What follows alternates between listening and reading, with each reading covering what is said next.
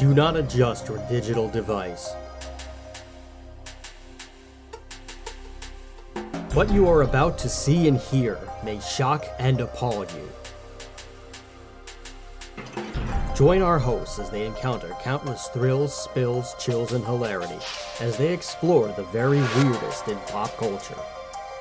The following media is so strange, so beyond the scope of what is normal, it will make you ask the question, why does this exist?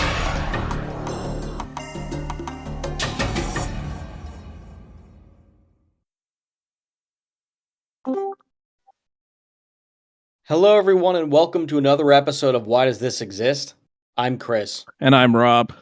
And we apologize for some of the sound, for the audio quality on this episode. I don't have my normal recording gear with me. I'm in Dallas, Texas right now in a hotel room, so the audio that you get is the audio that you get. I don't have any like fancy recording equipment. It's just me and the laptop, so you're gonna have to bear with me. It actually doesn't sound too bad, but I don't know how it's going to end up sounding on the recording. But you sound actually pretty good in the transmission. So, Oh well, that's good.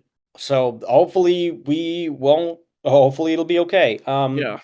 Anyway, if you know who we are Why Does This Exist? We're a podcast that talks about weird stuff in pop culture, whether it's a movie like we're about to do, or a TV series like we'll have coming up in like another week or so, or some weird music like we did with Deceased a couple weeks back, which so far is easily our top performing episode. So thank you, King Fowley, for checking it out and giving us the ringing endorsement. And thanks everybody who like actually checked out the video and had themselves a time.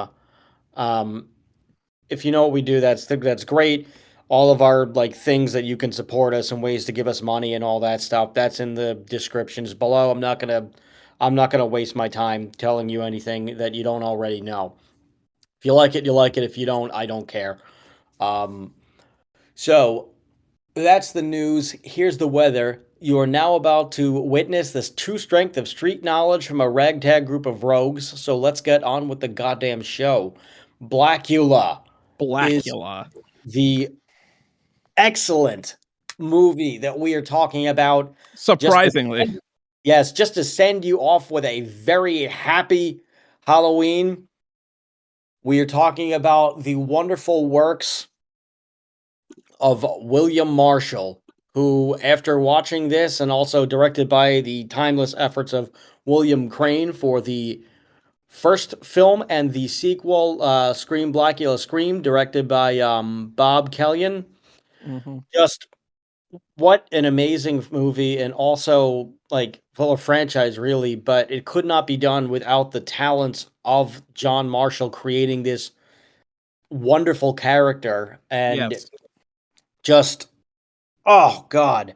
After watching this, I never want to see Dracula in any incarnation played by a non-Shakespeare actor. Dracula, I think, should be played by a Shakespearean actor Oh, yeah. until the end of time now. Yeah. With the exception to Gary Oldman, because Gary Oldman was Well, you could argue that he's a Shakespearean actor. He's pretty pretty much. prolific and very much, gets into character very well. So, Yeah, I mean, honestly, I love him. I love his performance as Dracula too, and also Christopher Lee. I think is the best Dracula. We can't forget Bela Lugosi. yeah. But honestly, Gary Oldman would be my favorite Dracula if it wasn't for the weird hairdo.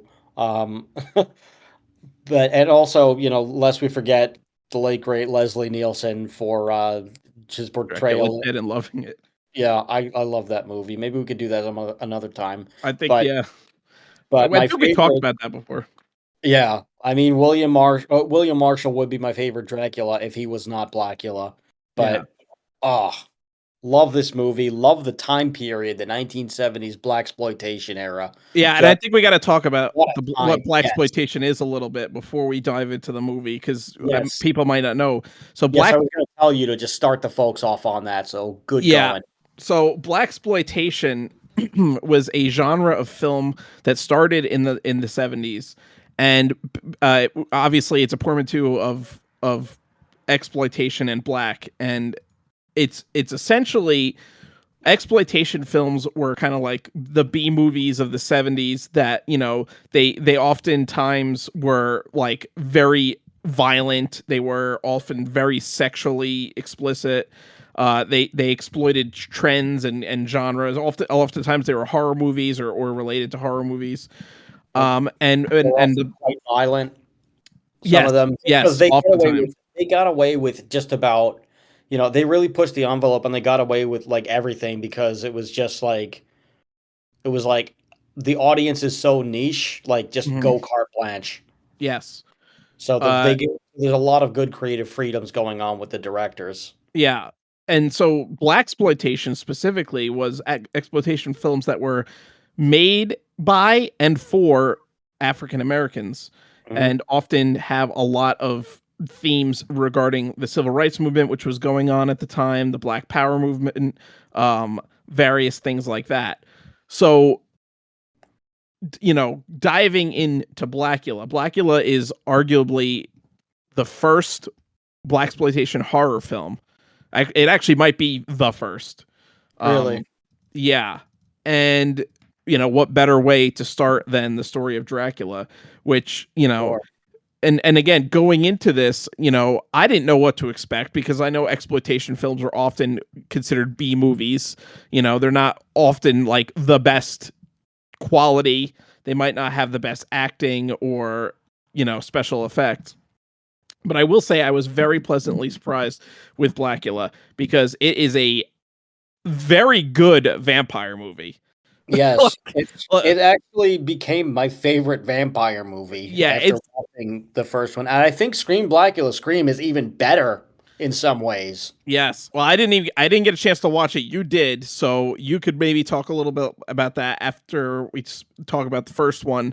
Yeah. Um, but so let's just dive right in. So basically, the plot of Blacula kind of follows similarly to the plot of like the original Dracula, with obviously some differences. Um, it starts out in the 1700s. You have an African prince named Mamuwaldi who goes with his queen to Transylvania to meet with Count Dracula.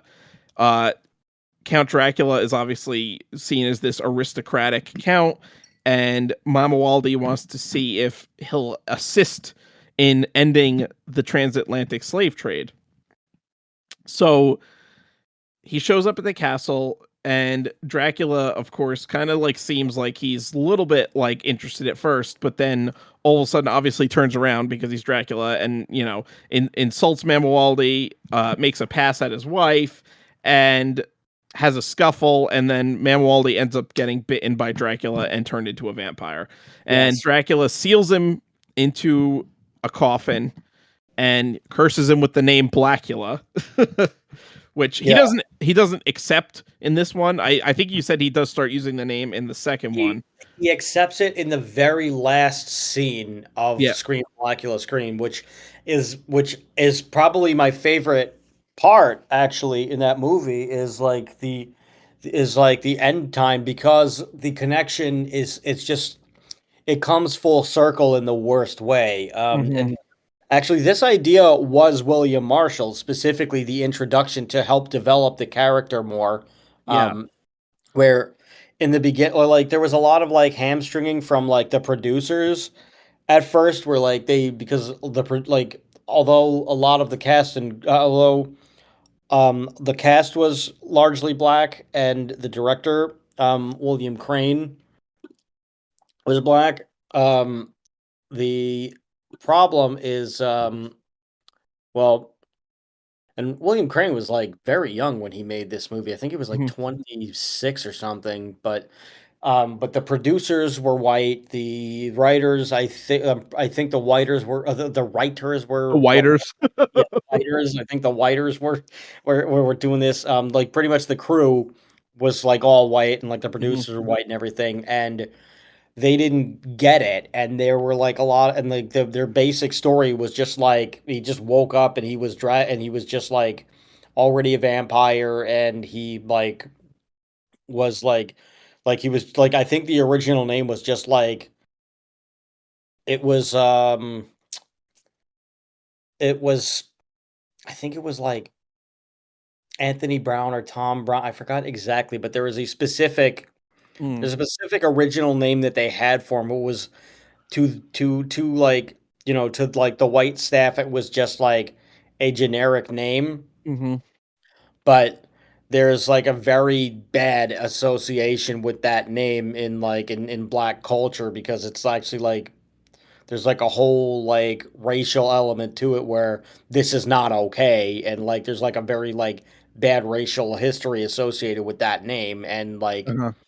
it just it has a terrible connotation. So Yeah. forgive me for not remembering the name, or for not remembering the name immediately, Hmm. but it was like a big no-no, and he had to explain why you can't use that name. Yeah. Uh, and like, and they were like, well, what do you have in mind? And he was like, well, listen, we need to, like, why don't we develop the character? So he came up with him being an African prince, and he like introduced the idea of the slave trade and why Hmm. he would go visit Dracula to become like, and how he would get turned and everything. Yeah. And like that sets the whole precedent and the tone for the rest of the series, because in Blacula he never goes by Blacula, and also like Oh, Dracula uses his name to curse him and yes. mock in a mocking way. He names him in a mocking, racist way,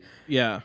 like And yeah, but basically he calls belittling. himself Mamawaldi throughout the whole Yes, movie. he calls himself Mamawaldi and introduces him by his like, proper given name Right. and everything in the real movie. And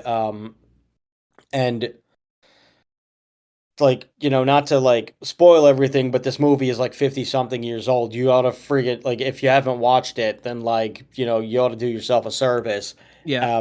Basically, long story short, when he goes to modern times, um, he falls in love with this woman who, like, it doesn't explicitly say, but she's played by the same actress as his wife, and it's Yeah. implied that he believes that she is the reincarnation of his wife.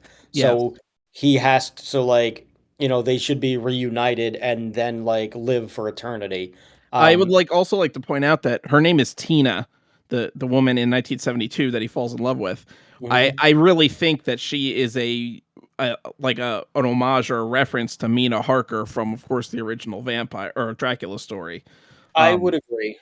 because obviously the name itself, but also like the fact that the role that she plays, um she's not the wife of somebody, of one of the main characters, but she's, related in some way, and she ends up getting let me digress for a second, because we're getting off far ahead. So he wakes up in 1972 when these two interior decorators purchase the coffin, and they ship it to Los Angeles, and they become the first victims of Mamualdi. He wakes up and he immediately drinks their blood. Um, so this was actually pretty unprecedented for the time, because not only were these two guys gay, they were also an interracial couple. Now, for a movie Yeah. that came out in 1972, this was like way ahead of what you would even like anything that would see. So like right there, it's like, the fact that they portrayed a gay interracial couple is like, very very beyond what was considered acceptable at the time. Yeah. Um Also, I like the way that Mamuwaldi is portrayed, because he's like very well spoken. He's educated. He's like this he's got this aristocratic kind of personality. They don't devolve Yes. into like stereotypes with any characters, actually.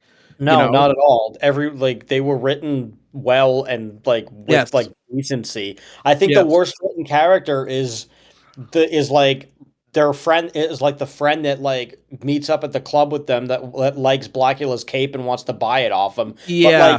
even that is like not really that bad or stereotypical, because it's just like it's a natural reaction. You see, Right. like, you want to go out and have a good time, and you see a guy with a cool cape and you're like, "Whoa, man, how much for the cape?" Like, Yeah. that's a natural reaction. Like, I Yeah. will say all of the reactions in this movie were believable. Mhm. Yeah, it And a was lot of the dialogue was the believable dialogue is too. very well written. I was gonna say, yeah, Yes. some of the dialogue scenes with them just like talking at like the club, especially towards the end when Dr. Gordon Thomas, who's like basically the Van Helsing analog in this movie, he starts to suspect Mamuwaldi as being a vampire. And he knows that nobody's going to believe him if he just comes out and says it, so he's like trying to gather evidence basically. um and they kind of have like this like heated exchange it's not really a heated exchange, it's like it's like this verbal fencing that they do while they're at the club, because Mamuwaldi, he falls in love with Tina, and the feeling is kind of like mutual between them. Mhm. She is afraid of him at first, but then starts to fall for him as well. And we don't know if he's like using like his vampire powers, or if it's like actually I think it's like actually real, but at the same I time like she kind of I like think the can't connection believe is that he's real. evil. I think the connection is real too because we never see him hypnotize anybody. So Right. like, and also it's his first day out as a vampire or his Yeah. first couple of days out, so he might not even be aware that he can do that. Like they don't necessarily write it in any of the movies that he can hypnotize people. I But I think also that I also like that they didn't do that because it could have been a very easy well to just like keep going back to. Yeah. And like it's better because he ends up developing like organic trust from these people before Mhm. the truth comes out. Yes. I really like the way they did when Mamuwaldi is like he kind of could hide his vampirism, which I Yeah, like what they did. That's like something that you don't really see in these early vampire films. Like when you see Bela Lugosi, it's like you're right, no, right, okay, that guy's a vampire. yeah, Mamuwaldi kind of he can like when he becomes like hungry and he needs to feed, like his fangs grow, his like sideburns get really long, his eyebrows get like really bushy, like he like turns into this monster. But like when he's just like walking around with them and talking to them, he's able to like conceal his vampirism basically from them, which right. I think is really cool, like the way they did that. Yeah, like it's almost like he can hide it until he can't, and that's when he's like, I Yeah, must be going. yeah, yeah, and that's like usually when he needs to feed, basically. Yeah. Um, so basically what happens is they find, the cops obviously find these two dead bodies. They're at the funeral home, and they happen to be a one of the guys that one of the interior decorators who killed 16 Czechoslovakians. uh he he happens to be a friend of Michelle, Tina, and Michelle's boyfriend, who's Dr. Gordon Thomas. Now, as I said before, Dr. Thomas he's kind of like the medical examiner for the LAPD, and it's also very much like the Van Helsing character. And he immediately suspects there's something weird about this death, because he notices that the body's like basically been drained of blood, and that even though it's been like days, like the body is like still looks fresh basically, Yeah. except it looks very pale because it's got no blood. Yeah. Also, And there's pretty believable there's a pretty believable like exchange here that he has between the chief detective or mhm, like boss basically, where he's like, listen man, we should look into this. This is really weird. Like he suspects the foul play, and yeah, he's like explaining why they shouldn't be, and his boss like dismisses it and showcases the racial tension still too, where like his boss like doesn't mind him, but like but there's like almost like a certain hot like it like he views him as certain like as like lesser than in a way, and like he kind of just dismisses him, and he's just like, well, why should we even bother? And he's like, like 70, like he puts out statistics, and he's like, like 70% of like black crime is just like not investigated or like mhm, not or like dismissed. And he's like, yeah, that's why I have you do it or something like that, or yeah, and he's just like, you could see the frustration and the tension, and I thought that it was interesting to highlight here. And I mean, I appreciated it too Yeah, because well, I also it, liked that they have a good relationship. yeah, they do have a good relationship, but like you can see that there's still like a pecking order in there. Yeah, I think it's more like so the detective and Gordon are like they're friendly with each other and they have a really good like it's like not the detective's fault that he's like preventing this. It's like you can see that it's pressure coming from above. Like he doesn't have Right. control over it basically. Right, that's what I was getting at, is that, like, Yeah. you like, the detective is not racist, but, like, No. there's just, like, this racial tension and racial implication going on in society, like, it's a Hmm. societal issue that, like and it still happens today that, like, it's more likely that any of these, any, like, crimes that happen in, like, underserved areas or, like, inner city places where there is a large Black population, it will be Just ignored, suppressed, chalked or up to gang or violence and just yeah, not even chalked up to investigated. something else, or, like, just, like, swept under the rug Hmm. and not really examined, or if they do get to it, they get to it forever, they draw it out, nothing really comes of it. So I appreciate that they highlighted this, Yeah. 'cause it's important, and also Yes. they didn't they left all of the culture in, and that's also why Yeah. that's the reason why I just have a soft spot for Blaxploitation films because, like, it's raw. Yeah. And you going in, you think it's gonna be like very stereotypical because of the nature of the film, but it's actually like no, it's not. Like they try to actually tell like, oh, this is what black culture is, not like what you would see in a normal Hollywood movie, where like Right. black people are just portrayed as like thugs or whatever, or like the token black guy kind of like thing. Yeah, where, like, there's an authenticity that you Yes. cannot, like, replicate Yeah. anywhere else, and that's one of the things that makes it so beautiful because it's Yeah. real. Yeah. So uh Malmawaldi spots Tina while at the funeral home, and again immediately thinks it's his wife, uh, reincarnated. So he goes after her, and she gets afraid. She thinks she's like getting stalked by some Yeah, weirdo in the streets of natural L.A. reaction, appropriate reaction. Yeah, so she runs and drops her purse, and ends up running all the way back to her apartment and actually gets away because Mamualdi ends up getting hit by a taxi cab, which of course he's a vampire. He gets knocked over. It doesn't really do any damage to him. By Miss Juanita, who, Yes. like, you know, So he bites gives, Juanita. like, a great response where she's just like, Yeah. "You stupid idiot, I almost killed you," like, and then Yeah. once, he gets, like once he terrorizes her a bit, she's just like, "Oh, maybe you could still go catch that woman you're looking for, just, like, get away from me." Yeah. And he really ends up biting her and turning her into a vampire. So Yeah. he's already made several vampires now at this point. It's like slowly spreading now. The next night they go, or I don't know if it said it's the next night or like a couple nights later. But the Gordon, Michelle, and Tina all go to a nightclub to celebrate Michelle's birthday. I like And like, showcase the band that was playing yeah, too. and they actually have like a really like it's like like get in the nightclub and it's like you're in the nightclub. They show like an extended thing of the band playing. People are just hanging out, dancing, and having drinks.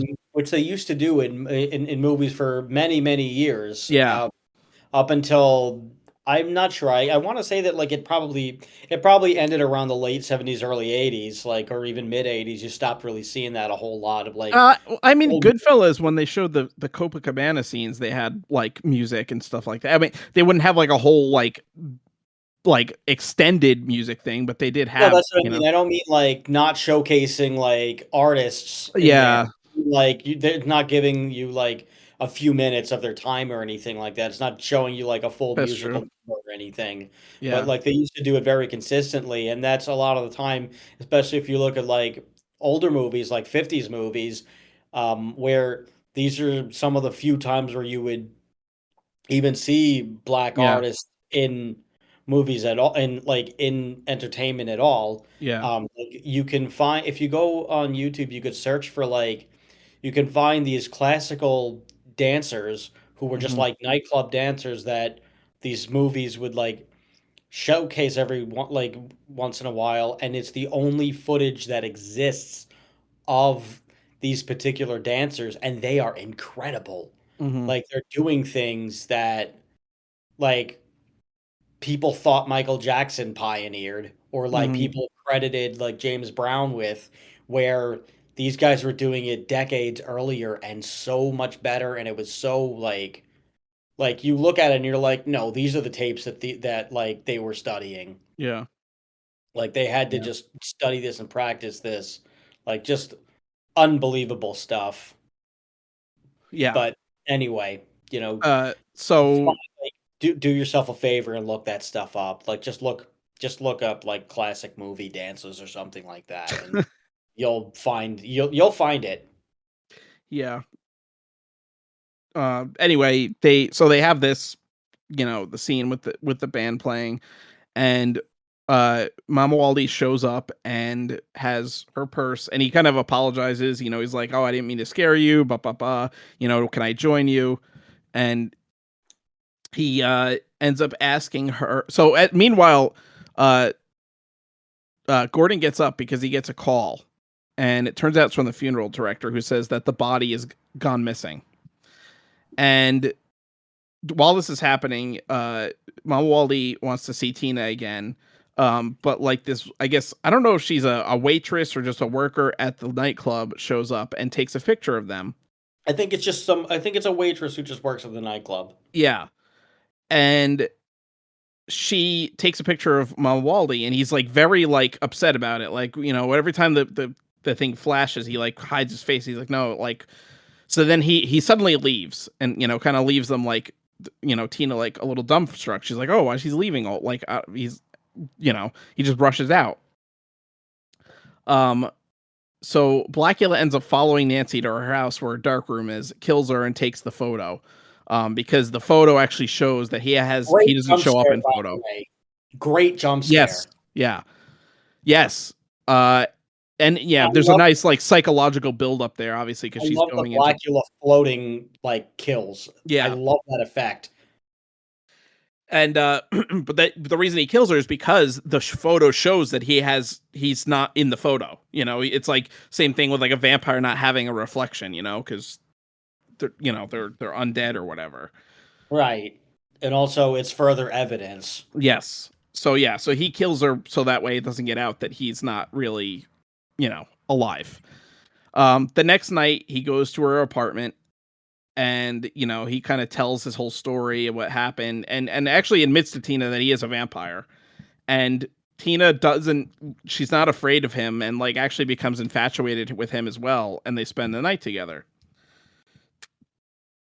So meanwhile, while this is all going on, this love story between Mamualdi and Tina, Gordon is still investigating all these murders, and he actually starts to suspect that there is a vampire, and he doesn't want to just come out and say it right away because obviously he would sound like a crazy person, but he is gathering evidence, and he keeps finding like victims that have like two holes on their neck and that are drained of blood, and so he's like very convinced it's a vampire. So they end up digging up one of the coffins. This is the only thing that I think this is the only part that I didn't believe, where like he asked um He where asked Michelle. yeah, he asked Michelle to like dig up a body with him and Yeah, convince her to like, just she go. just goes. Well, she doesn't want to do it. I believe that she didn't want to do it, and she's Yeah, like, "You but she crazy?" ends up.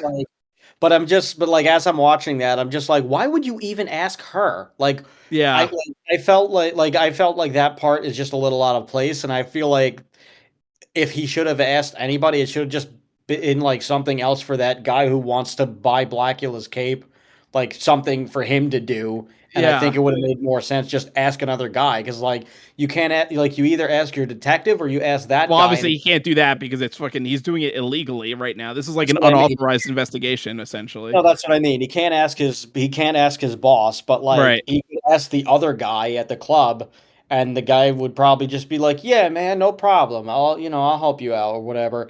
And Yeah. then like I thought that it was setting that up so that then Blackula would like kill that guy. But Hmm. that guy actually he makes it out unscathed. Nothing happens to him at all. He's like barely involved in this, Yeah. which good So for him.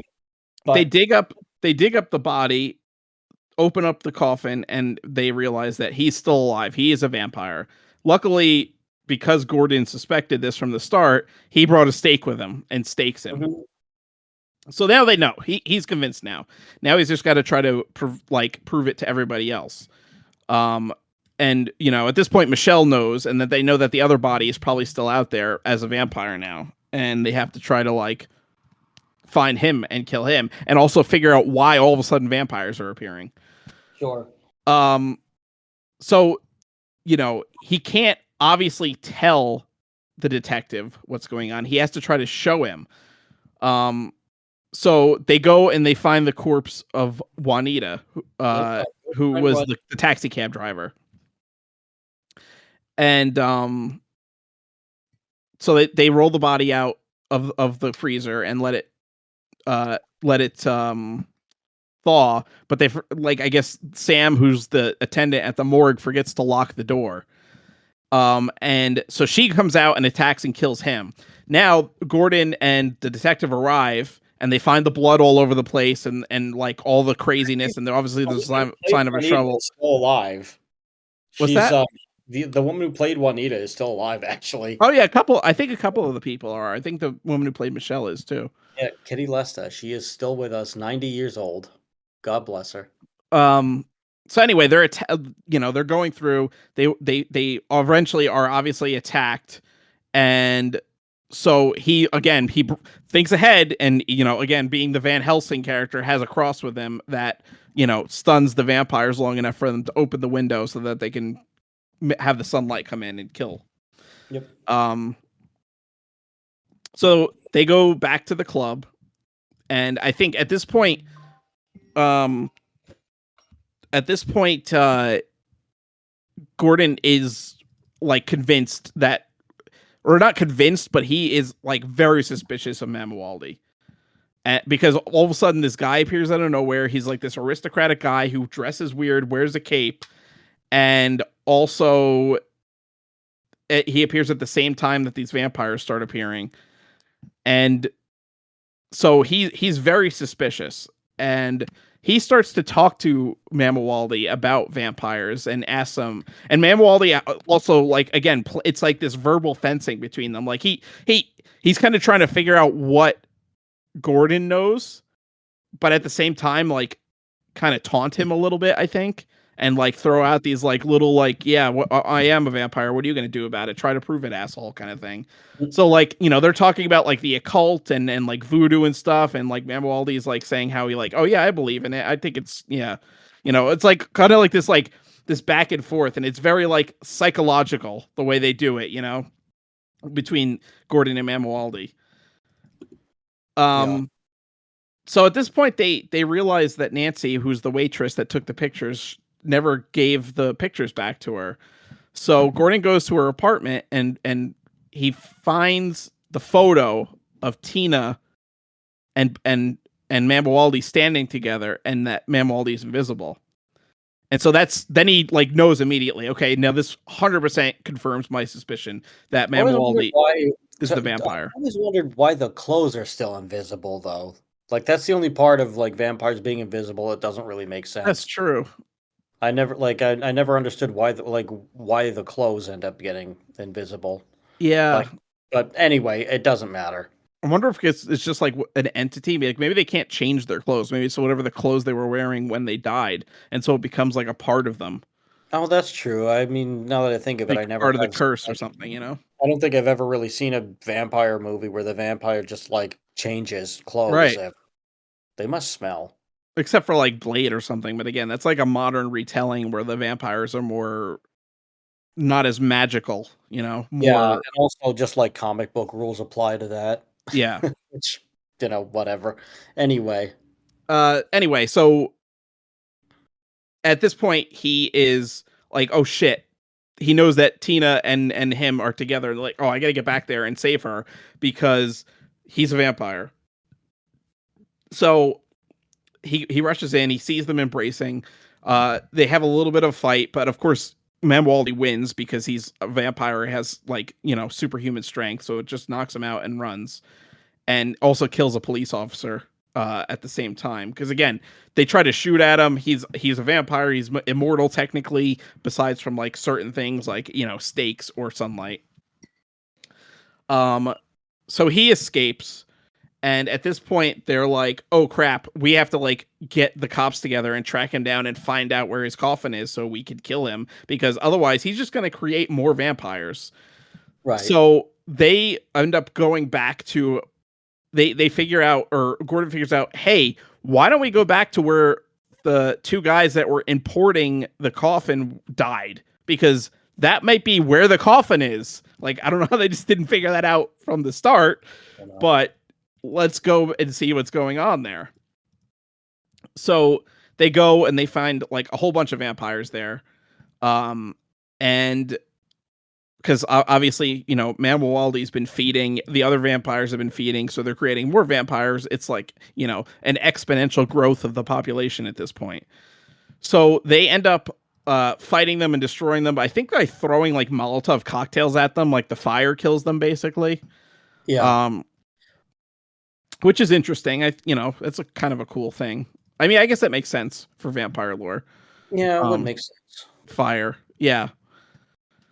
Or at So, least or at least fire would kill like offspring vampires, but maybe not the head vampire. well, I Like it's think it's always been implied in vampire media that because Dracula is the quote unquote original, like he's stronger than all the other vampires that came after him. Like, I guess like kind of like the the powers get diluted the like farther down the chain you go. yeah, that would make sense. Yeah, because a lot of times, like Dracula is depicted as a daywalker. Not in all things. Like there are there are things where the sun will kill Dracula, but a lot of things will depict him as being able to survive sunlight because he's so powerful and he's like the first vampire, quote unquote. This is not the case, obviously. This one though. So they figure out that Memwaldy's moved his coffin, and so he's escaped. The coffin's no longer here, but they at least destroyed all of his progeny, which is a good thing. At the same time, Emaldi hypnotizes Tina, and they go to the new hideout, which is like in another warehouse nearby. Um, so they pursue and they figure out where he is, and there's a huge epic like battle at the end where Mabwaldy's like killing all these officers, and Tina ends up getting mortally wounded in the crossfire. And so Mabwaldy, in order to save her life, transforms her into a vampire. My favorite thing about this scene is when he just picks up the trash can and just throws it at the guy from the balcony and just like just something right out of pro wrestling. Just like that one just like cracked me up, but also like the way it was shot, it like looked like really sick. So like you just kind of like for a minute you were like, holy shit, he did this, and then you're also just like, I hope the guy is okay because he like really takes a great bump with that. Yeah. Anyway, So it's, I mean, a lot of the stunts were actually really good. Like the fire was yeah. like very convincing when they like Yeah, light I the mean, people the on whole fire. fight scene, like, but the whole fight scene in the warehouse Yeah, with the vampire offspring, I was watching it and I was like, this is exactly how like you should be fighting vampires in this. exactly. Yeah, it was really good.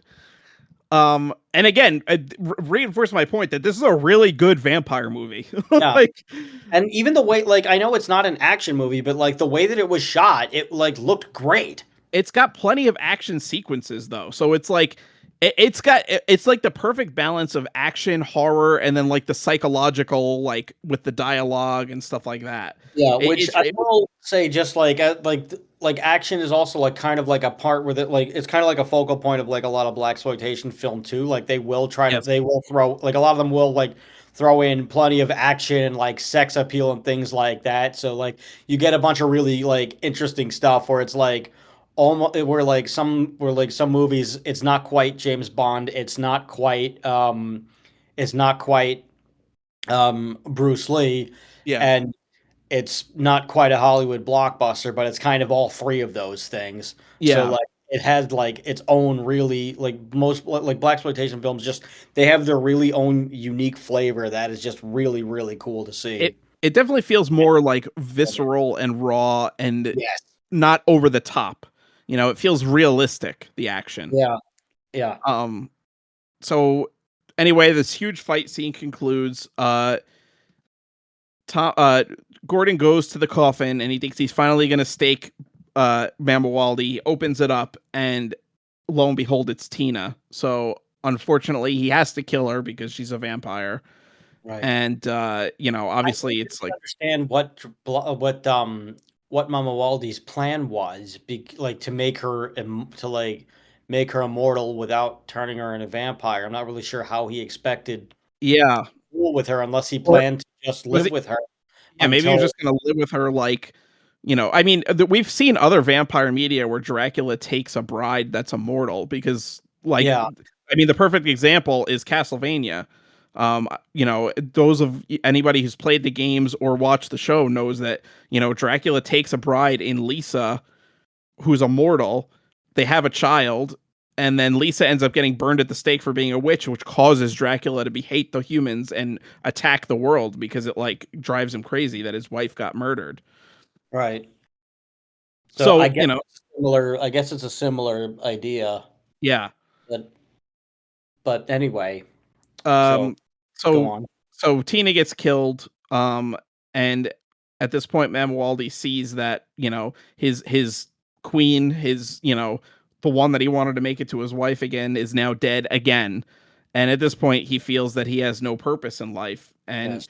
basically just gives up. He doesn't, like, you know, try to fight them or like go into a rage. He's just like, at this point he's like, I, you know, that was my one goal in life. And it kind of makes him into like a sympathetic character. Like, yeah, Yeah. he is a vicious vampire that's killing people and turning them into vampires, but at the same time, he really did care for Tina, and you know, he just walks up the stairs into the sunlight basically and kills himself. That is my favorite vampire death because it is Hmm. like it's a tragic moment and it like you said it does like it does create Blacula as an empathetic character at this Yeah, point and so and I mean, like and also like it adds more to his reason for being and more of his like method and his motivations and everything where like yeah, it isn't just like it's not just an angry vampire just killing for no reason. It's not senseless. yeah. Like he's doing everything out of necessity because Well, of the curse.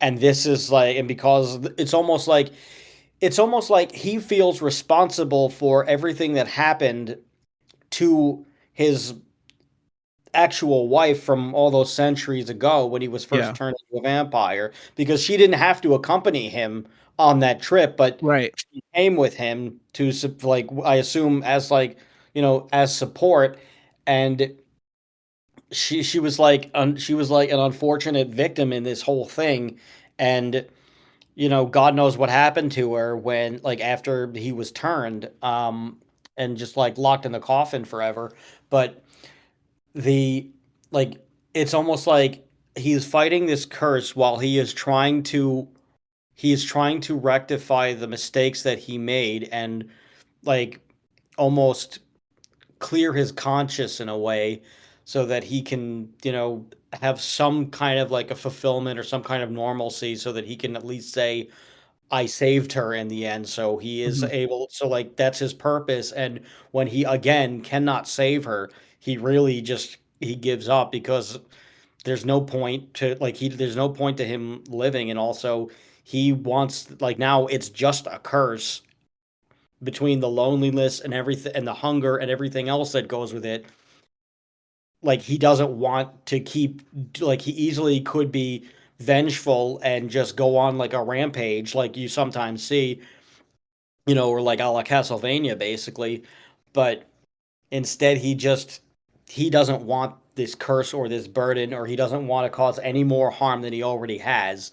yeah. So he feels total remorse for anything, and he goes out just like a true, like in a noble way. It's Like, also, it's not really like explicitly explained how the vampirism works in this movie. So you kind of have to wonder if he's even like able to control his urges to drink blood, if it, or if it makes him into like this monster. Because we see Mamawaldi in his like normal state when he's able to like hide that beast in him, and he like seems like a very like nice guy. He's like very like well spoken. He doesn't like lash out at people or try to cause conflict. So you have to wonder if when he's actually in his vampire form, if he's actually in control completely, or if it's like just like the instinct to drink blood just like takes him over completely and he can't control what he's doing, Right. making him even more of a tragic character because he was cursed from the start, basically. Right. And the whole time he was just trying to do the right thing for his people. Exactly. And then Like his eventually trying to failures do the right thing made for a woman that he loved. So right, and like the weight of his failure is in that last scene mhm. where like even the detective like goes up to him and he's like, and like even the police officers they like arm their guns and they like position their guns at him and he just says that won't be necessary and he just walks up the stairs and dies. Yeah. It's like the weight of his failures are like weighing so heavily on him that he just takes himself out of the equation, and Yeah. it's it also is one of the things that made him he's my favorite vampire. After He's watching definitely these movies, he's my favorite yeah. vampire. I had Um, mentioned this to you when we talked about the show a little, or the film rather, a little bit before, like a week or two ago when I actually first watched it.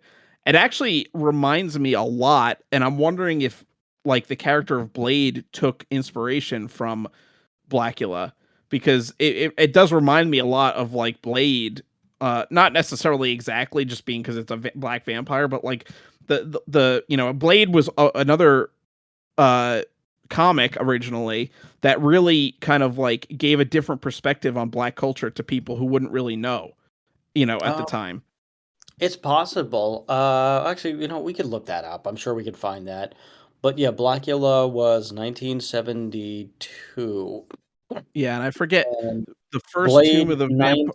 Blade July 1973. So it's very likely and possible that he was in that like the inspiration came from Blackula. But yeah, we can Google that real quick.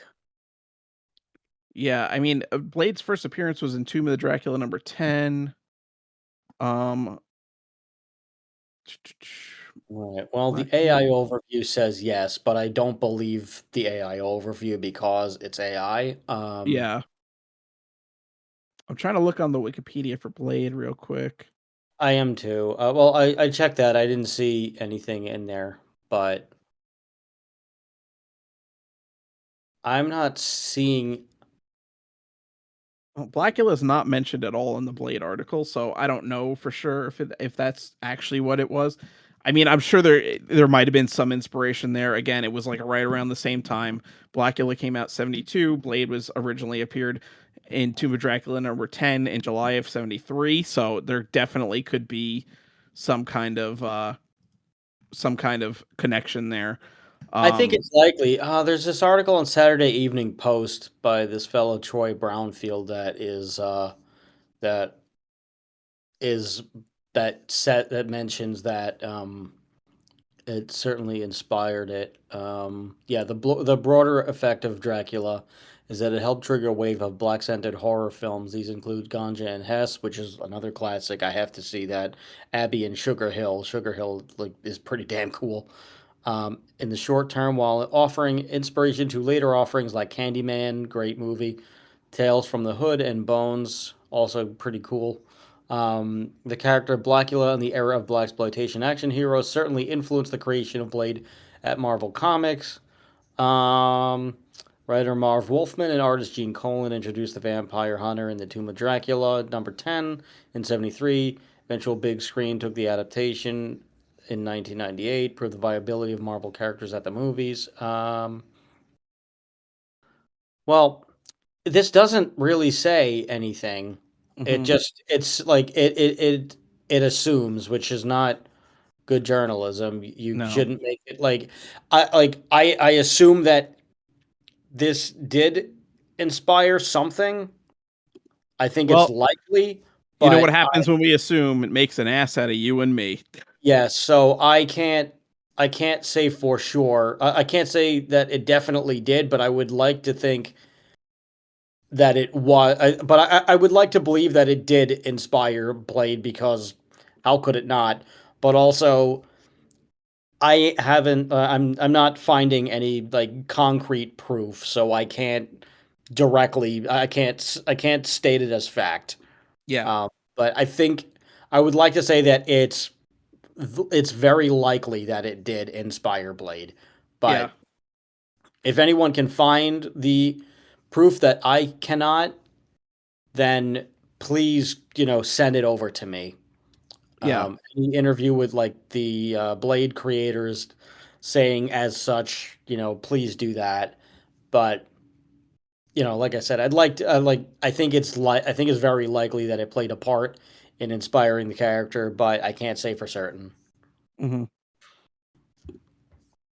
Anyway, but yeah, Anyway, I, you watched the sequel, so I don't know if you want to mention something about a little bit about that. Maybe not well, go yeah, into the whole thing, 'cause but yeah, I won't do the whole thing on the sequel, but I wanted to say like this is where it comes full circle in the worst way for like as we said before, Blacula is given that name as a curse in a taunting and mocking way from Dracula, hmm.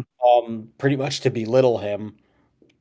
And throughout the entire first and second movie, he goes by Mama Waldy. And in the second movie, you may be wondering, wait, how is there a second movie if he dies through sunlight where he like turns to dust and bones basically? Well, I'm glad you asked, dear listener, whoever is still here. Um, he is brought back to life through voodoo magic in the Hmm. second in Scream Blackula Scream due to in a Haitian voodoo council where it's like they're like it's sort of like a Black Panther-ish faction, but not specifically Black Panther. But they're like part of the Black Power movement and everything. This like voodoo tribe, and Hmm. or a voodoo coven, or I'm not really sure what the thing is supposed to be, is like what you would call it specifically. Hmm. But anyway, um, the this there's a falling out within the whole within the voodoo organization and over who is going to take over as leader. There's like it is supposed to be the person who has the like normally it would go to the person who has the birthright as the head voodoo person like dies and they're passing on the lineage to the next leader, and instead of the next of kin that it would normally go to, the council has voted that the fellow is not fit to be king because he's not fit to be like the voodoo leader because he's just like reckless or like violent, or he would, or like they don't believe that he would be fit to be leader, so they give it to they give it to this they give it to this voodoo priestess who was adopted by the woman who passed, by the former leader who passed, Hmm. and they like undercut him, and he feels enraged and he wants to get revenge on the entire voodoo organization. And like one of the other guys, like, who also was considered very powerful but was not a leader, he goes, listen, I want revenge on these people, and I want to bring on like the powers of hell to do it, or something along those lines. And the guy's like, well, what if, and he like opens this like hatch and he gives him this bag, and he's like, and he doesn't show it to him, and he's just like, what you're seeking in there is more power than more powerful than anything you can conjure up. So he brings him to life through a Haitian resurrection spell, Mm-hmm.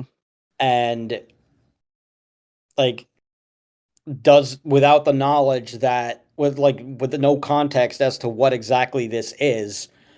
And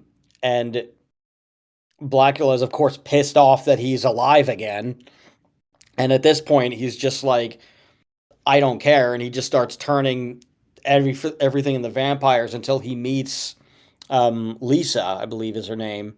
Mm-hmm. Um, yes, Lisa, and she like who is like a very powerful voodoo priestess, and very giving and everything, and she's kind of like knows off the bat that there's like something up with him. He shows up at a party and everything, and like he's turning them left and right.